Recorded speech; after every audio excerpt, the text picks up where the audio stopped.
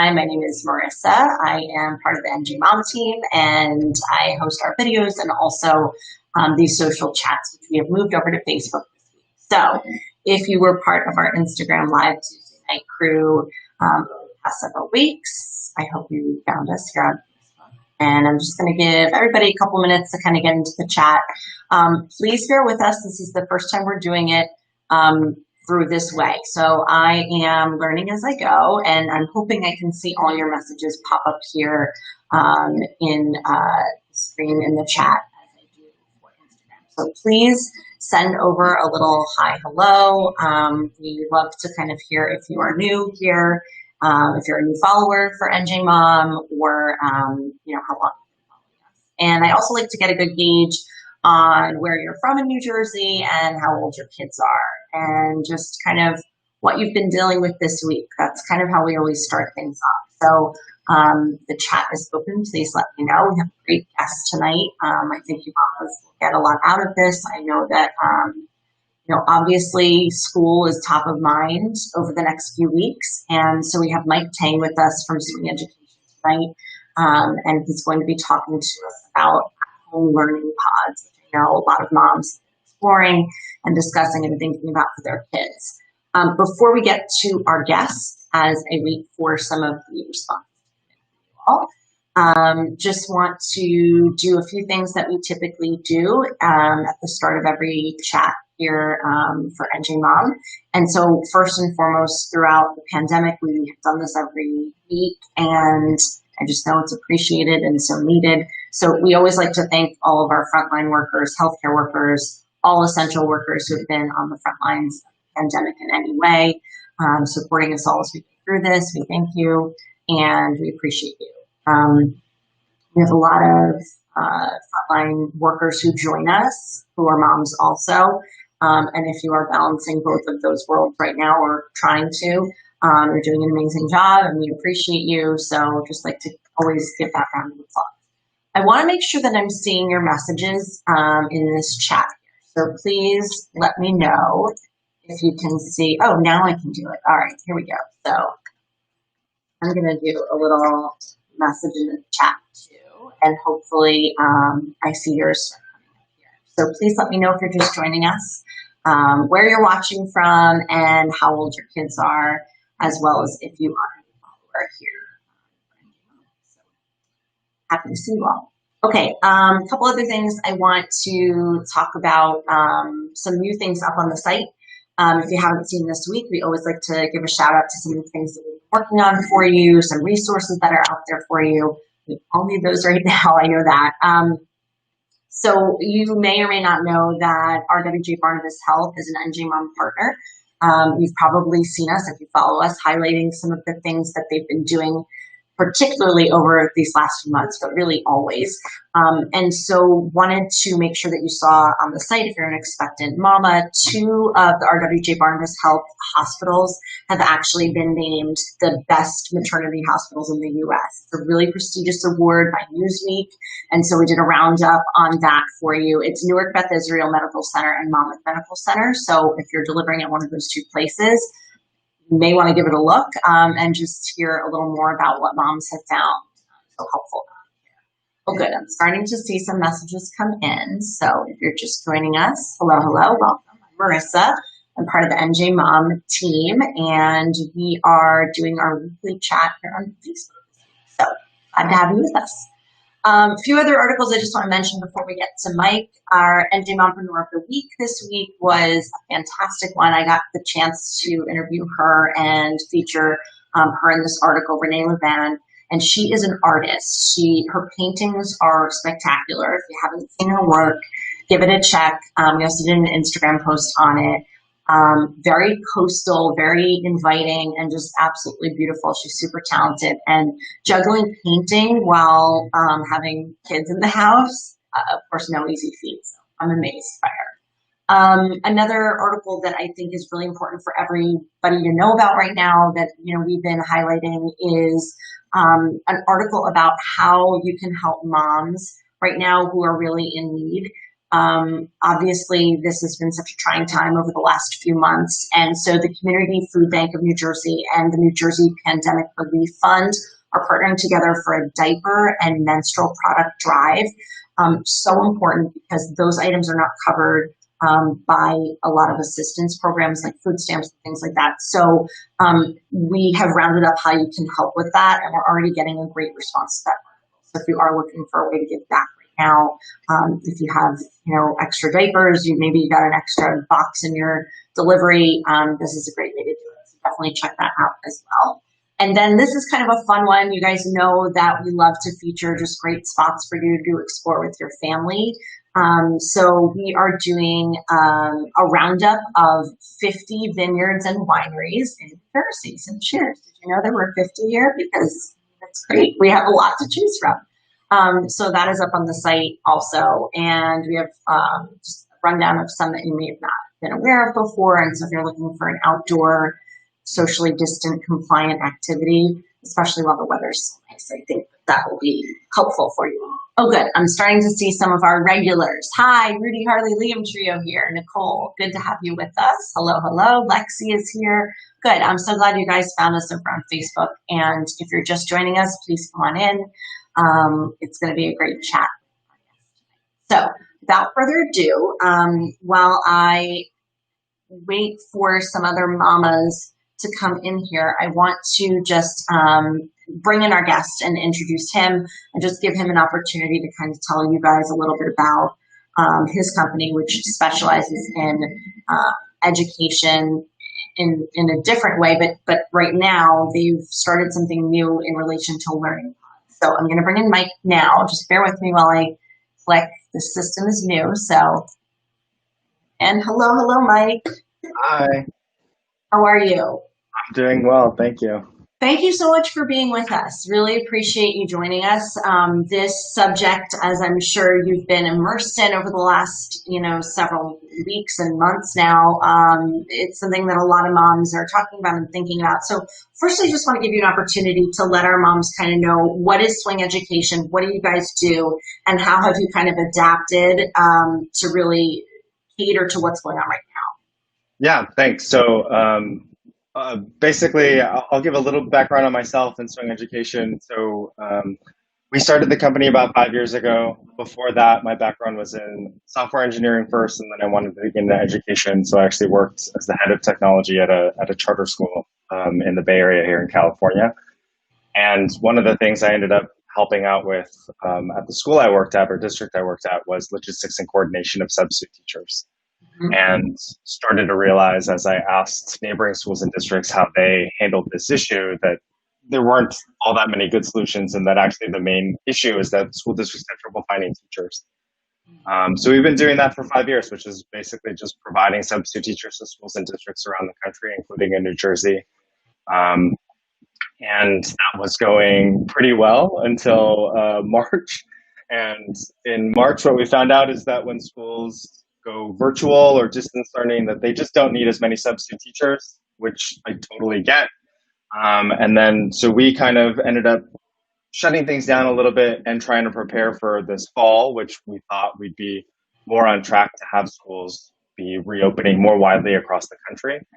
And then about, I'd say 5 or 6 weeks ago, the state of California more or less announced that all the schools in any populous area would be virtual or distance learning for the fall, or at least for the first 6 weeks or so. And so we, at the same time, ended up getting inbound communication from parents. And it started off as friends of mine and my co-founders and other employees, and parents basically saying, hey, don't you guys have teachers? I think we need teachers. And so we decided that rather than sort of really shut down the company until schools end up reopening, we decided to try and help parents out with their need, and also help our teachers out as well. So we started a new service called Swing Education Bubbles, which is basically providing an in-home educator for in-person instruction. Largely, it's to help facilitate that district curriculum that is coming virtually or through a distance learning mechanism. And yeah, a lot of parents have come to us asking for help. And so, tell us a little bit about like how that works. I know a lot of moms I've talked with have been exploring the idea of learning pods in some variety of ways, whether it includes a teacher or each parent switches off or whatever. But what are you hearing from parents about like how they're planning to do this, or if they've already started school in some of your states where you have been doing this? How are they doing it? Because we here in New Jersey, we want to know. Yeah. So let's see. Our earliest pod started August 10th. That was the earliest Okay. district that we had here in California that started, and then a bunch more started yesterday and the week before as well.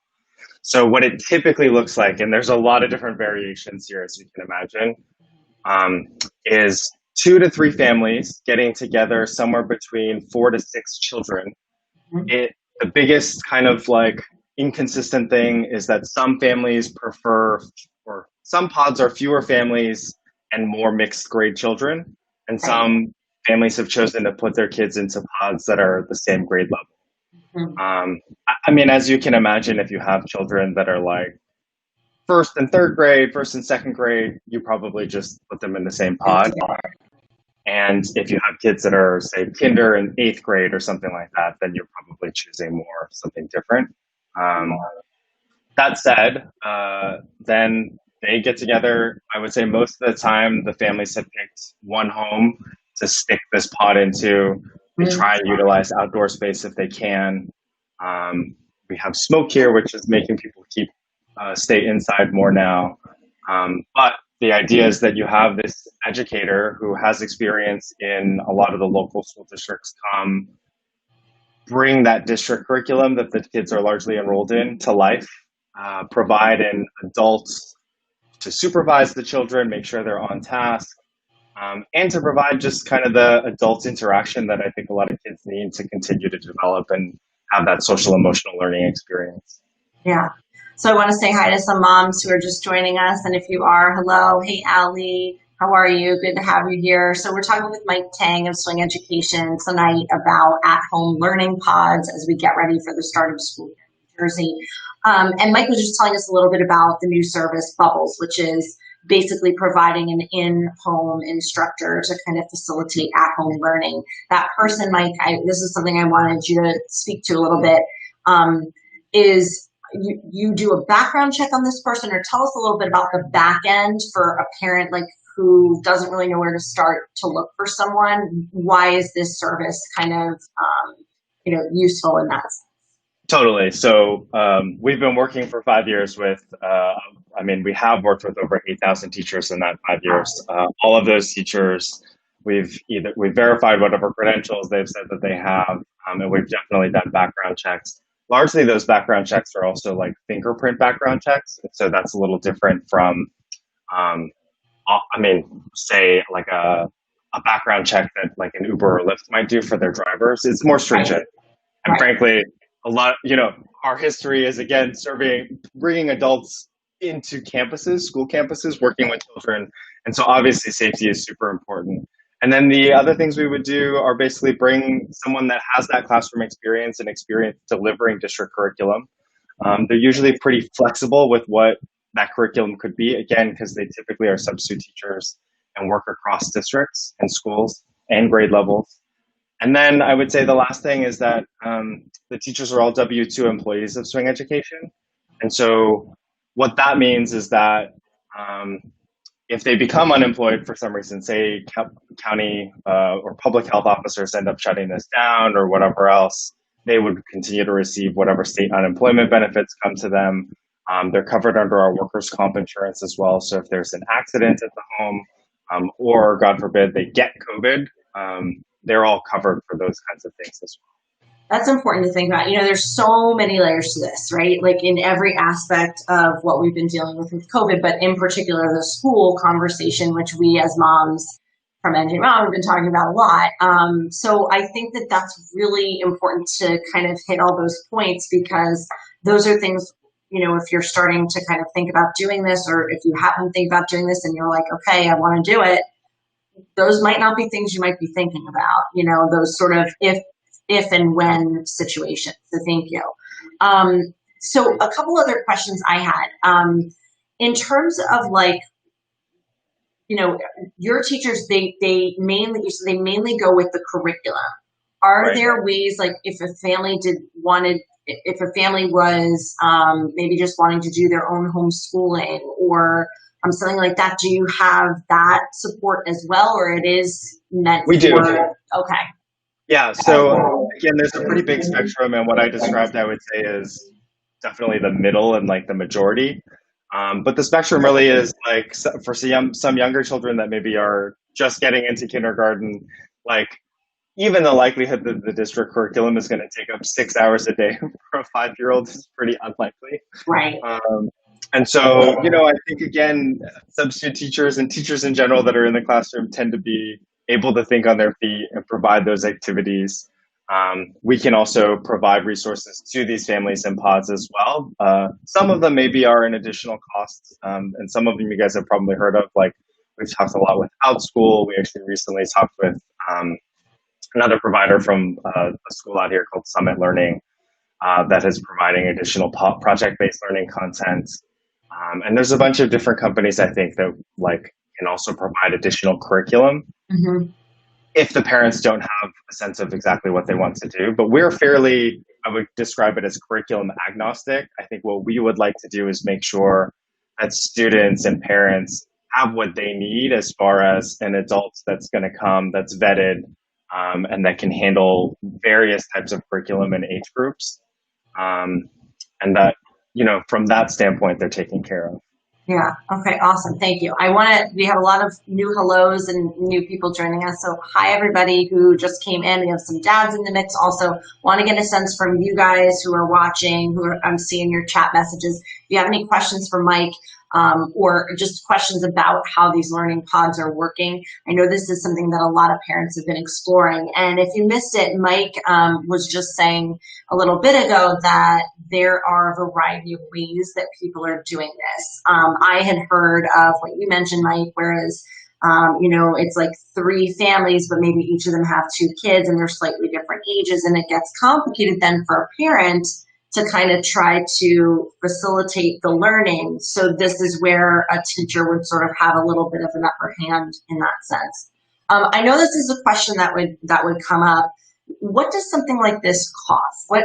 I think a lot of times when this subject comes up, parents are like, well, I could never afford that, or so many parents are struggling because of the pandemic and the way it's affected business. So can you give us a sense of what that looks like for families? Yeah, absolutely. So it'll vary a bit across the country, obviously, based on kind of cost of living and things like that. So I'll describe it as we're trying to set prices that are comparable to what private kind of pre-K in-home or pre-K daycare would cost, or preschool. Okay. And so I have a 1-year-old and a 4-year-old myself. And so I'm very familiar with what that range is. And in the Bay Area, that's the range that we're in. And I would say, look, I mean, I'll tell all the parents and moms that are out here listening too, like there are other options. Some are more expensive and some are cheaper. Obviously, there's the kind of do it by yourself and be the homeschool pod parent and or pod teacher. And I think that works for some people and it's very frustrating for others, as I'm sure some people have experienced here too.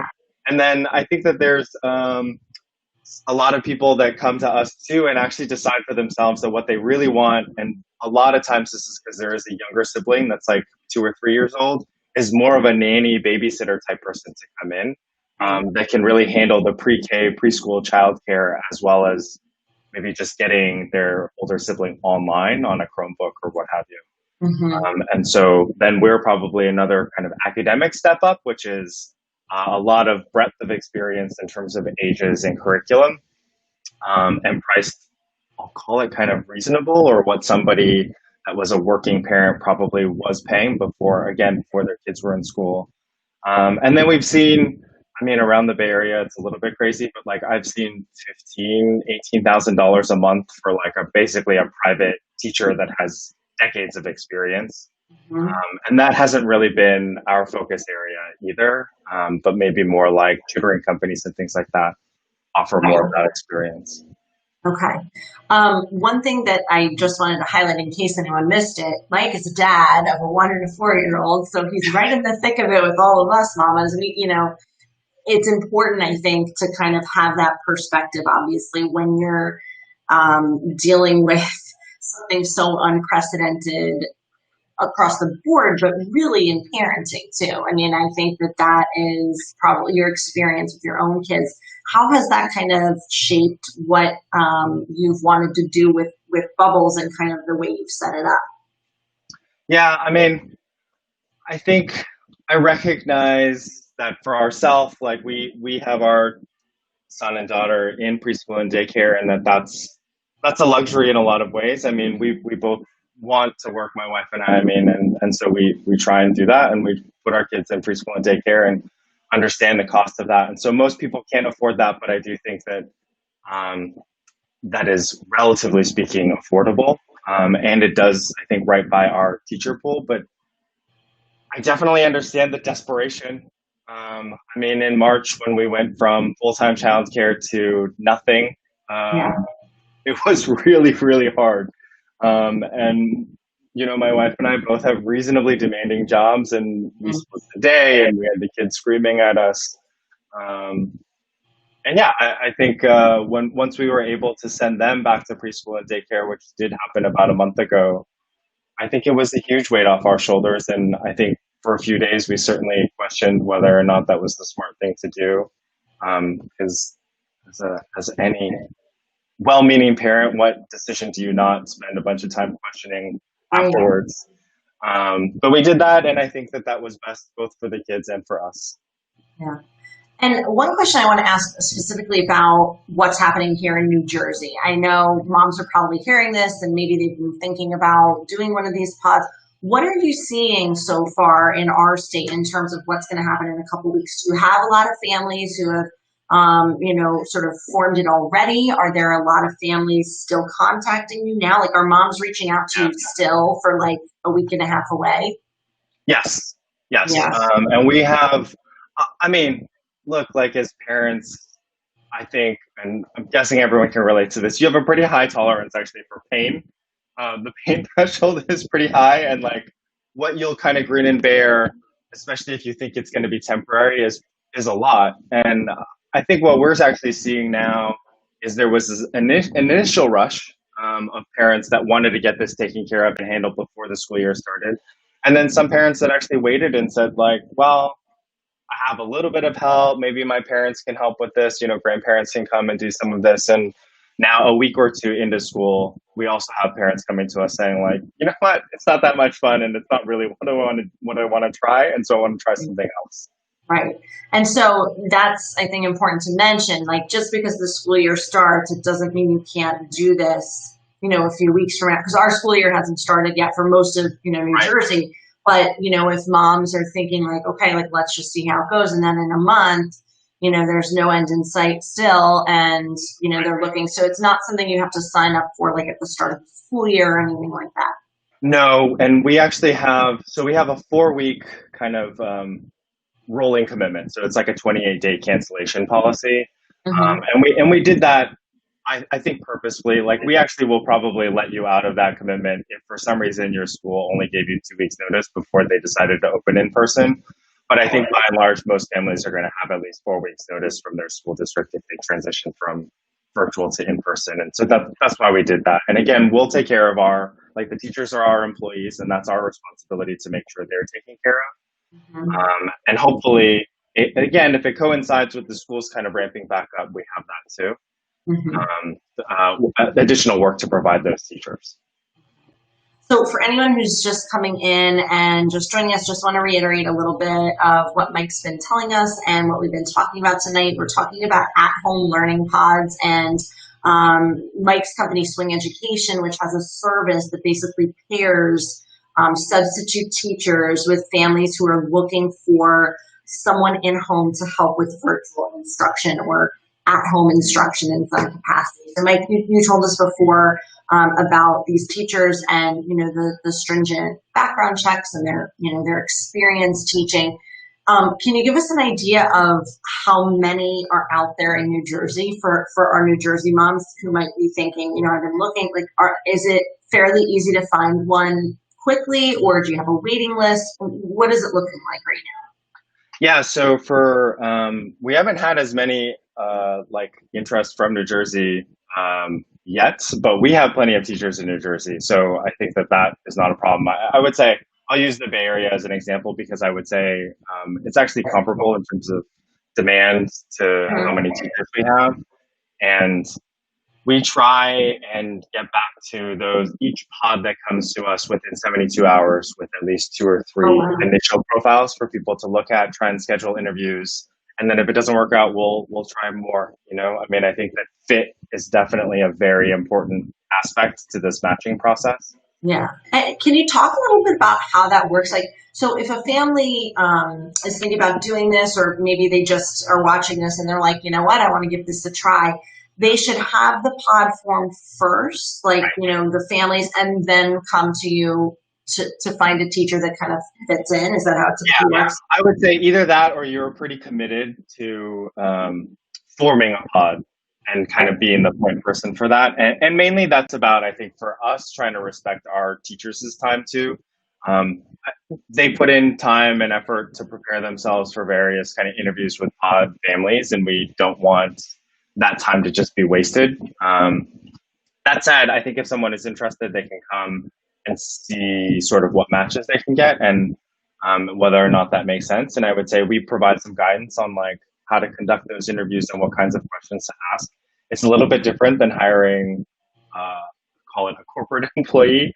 And I think we're also trying to make sure people under are understanding of, I'll call it like a power dynamic, which is favorable to probably the parents being the more like socioeconomically stronger kind of group. A lot of our teachers come from more of a like income deficit to the families, and I think that that can, you know, cause it to be a little bit awkward during the interview process. Mm-hmm. I would say, you know, it's not necessarily the case that awkwardness in an adult to adult interaction is the same as how they are with children, and that's one thing to keep in mind too. So we've actually encouraged some families to actually have a couple of their kids on the call with the teacher, probably after the initial 10 or 15 minutes, and just to make sure that you understand how the interactions between the teacher and the children will also be too. Yeah, and that was actually something I wanted to ask too. Like, how do you interview someone for something like this? Is it virtual, like we're doing everything these days, or what? Okay. Yeah, it's all virtual. Obviously, the instruction eventually does become in person. Mm-hmm. I would say a lot of the questions that the teachers have for the families are kind of around what that physical space looks like. Do you intend as the adults to wear masks? A Right. lot of the children were saying, like, you know, we'll let the pods decide. And I think with younger kids, especially, that makes a lot of sense. Mm-hmm. That said, I'll just say my 4-year-old is in preschool all day and he wears a mask all day, and it seems okay. Yeah. Um, I know it's not ideal, and I also am very empathetic to parents that are looking for normalcy for their children right now. Mm-hmm. That's like the number one thing that like I wish for my children. My 1-year-old doesn't know the difference, but my 4-year-old certainly does. Yeah. And so, yeah, I think those interviews, to get back to your question, are maybe not so dissimilar from interviewing a nanny or other kind of like part-time childcare, but it's a little closer to that than maybe like a corporate employee. Mm-hmm. And then, with that said, I think this is an important point. This was something else I wanted to ask. Do you give any advice to families on how to kind of come to an agreement on what their pod should look like, and kind of those rules you mentioned, the masking, are we seeing other family, like, do we have to tell each other what situations we're being exposed to, what other family members are seeing? Like, do you give any guidance into that for Yeah, the pods? so those are certainly part of the questions that we believe that the families should be asking each other as well as the teacher, and to expect those same questions from the teacher. Mhm. Um, I think, look, there's a lot of information out there, and I mean, there's definitely misinformation, but there's also just good information that changes over time. Right. Um, and I think that that causes people to have a lot of different comfort levels with whatever. And I think it's really important for people to talk pretty openly about it. Otherwise, I think the risk is that you spend a lot of time and effort trying to put this thing together, really for the sake of your children, and it falls apart because you forgot to ask whether or not someone has a second job or something like that. Right. Um, which, by the way, we try and make sure the pod teachers don't have a second job. So that's actually an important piece for us. Okay. Okay, awesome. All great things. I want to see if anyone has any questions that I didn't get to. Just a lot of hellos, and this is so important. Thank you for sharing. So thank you, Mike. Appreciate you talking about this. I know it's just something a lot of people have really been wondering, kind of, if I want to do this, how is it going to work? What is it going to look like? Who's going to do the teaching? So I think you answered a lot of those questions just about how you guys assist that. I want to just make sure we don't have any other questions coming in. Please, if you have a question, let me know. You can see the chat comments coming in from Facebook. So thank you. I'm just going to check our YouTube too. Learning how to do this. All right, great.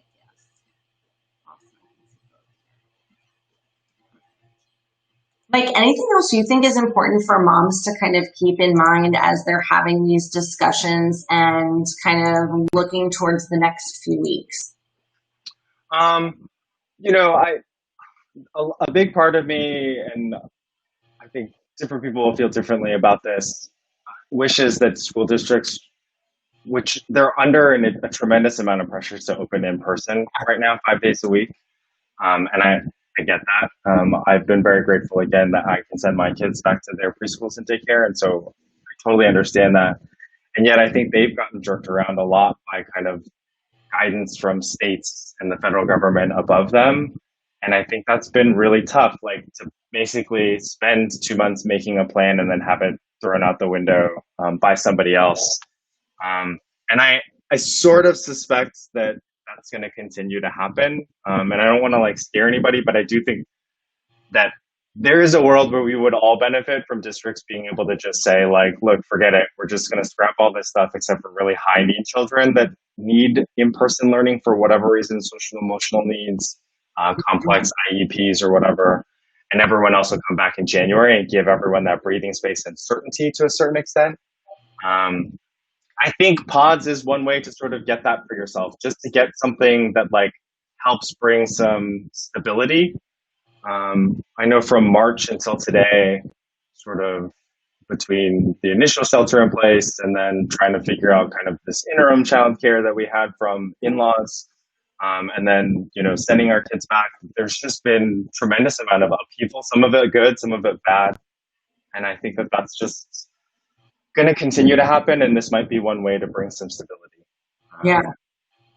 Yeah, I think it's important for us to kind of realize, and we've been talking about this so much in our community, is that, and you said this earlier, is that there's been a lot of good information, but it changes. And that, I think, is just the overwhelming, most difficult part of all of this, above anything else, because there's just so much that we haven't known until we did, and so now that we do know, then the recommendations change. And I think that is what is also so frustrating for parents, because look, as parents, we want to make sure we're doing the right thing for our kids. And it's really hard to know what that right thing is if, the recommendations and the limitations and all of that is.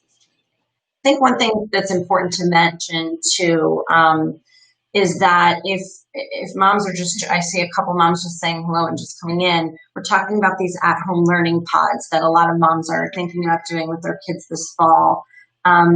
One thing that I want to just stress is that, what we start the school year as may look completely different in January, as you mentioned. I mean, whether that's great and we open and, things are back to normal, or, we have another wave to get through and they shut down again. I mean, none of us know, so at the very least, I think it's important for us to have the information about this option, this podding option, and that there are services out there that will find you someone who has been trained, who is an employee and has had a background check. I think a lot of moms aren't aware that something like this exists, or at least they may not have been aware until this last week when they heard they were going all virtual or whatever. So just providing that information, I think. Thank you so much, Mike. I really appreciate it. I'm just going to make sure I have no other questions. Oh, Karina, I'm sorry. I'm glad you made it too. Yes, she went to Instagram first. We switched it over to Facebook. So thank you for being here. I know you're one of our weekly regulars, so glad you found us. All right. Well, thank you so much, Mike. I'm going to let you go unless anyone else has any questions. I really appreciate you joining us. We have information too, I should mention, on Swing Education and Bubbles on njmom.com, as well as on our Instagram. And this chat will be here on Facebook too, so you guys can share this with any moms who may have missed it. Thank you, Mike. Really appreciate it. Thanks, All right. everybody. Have a great night. Take care. Bye. Awesome. All right. So thank you guys so much for being here tonight and for kind of walking through that all with us. I know this is something personally that I was really curious about because I was kind of looking into it for my own kids and just seeing kind of what it could look like and what the options were. So that was really helpful to kind of hope you guys found it helpful as well. We are going to obviously be talking a lot about school the next few weeks. It's going to be our focus. So we really want to hear from you guys and get your feedback on what you want to hear about, what you want to talk about, what guests you'd like to see, what topics you want us to cover for these live events. I think we just have so much to kind of take in and sort out. And because this looks different for every family, whether you're all in-person learning, whether you're hybrid, whether you're all remote, please let us know what it is that you guys are struggling with. Because the whole point of this is for us to share resources and kind of be in this together and be able to have a place to have thoughtful discussion and really get into the nitty-gritty of what we're experiencing and what's out there to help us experience it. So that was the point of tonight, and I really hope you guys enjoyed that. Oh, Susie, thank you. Thanks for being with us. Susie says this is so important. Thank you for doing this. Thank you for being here. Hope you guys got a lot out of that guest, and make sure to give this a share if you know of someone who was thinking of doing this and was wondering how they were going to do it. I think this would be really helpful just to put some ins and outs. So thank you guys so much. I'm going to sign off for now. Please let us know in the comments who you guys would like to hear from and what you'd like to see us cover as we get ready for these next couple weeks and turning back to school. So have a great night, mamas. Thanks so much for being here. Take care.